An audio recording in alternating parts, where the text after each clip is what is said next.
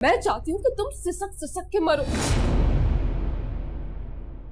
तुम्हें आसानी की मौत नसीब ही ना हो। तुम्हारी वजह से मेरी जिंदगी तबाह हुई, सिर्फ तुम्हारी वजह से, तुम्हारी वजह से मैं बर्बाद हो गई।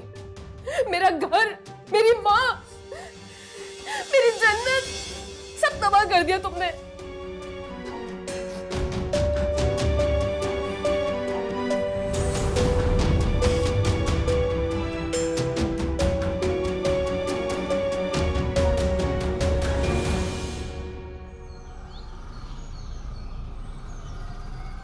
भाई ये क्या बात हुई बेटा? अब आए थे तो 2-4 दिन तो रुकते ना, तुम तो हवा के घोड़े पे सवार होके आए हो।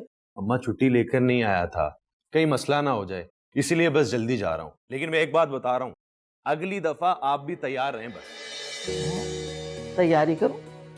किस बात की? वो इस बात के लिए कि जब भी मैं हैदराबाद आऊंगा ना, आपको मैं यहाँ रहने नहीं दूंगा, अपने साथ कराची लेके जाऊंगा। ना बाबा ना, मैं नहीं कहीं जाने की, मैं तो यहीं रहूंगी अपने घर।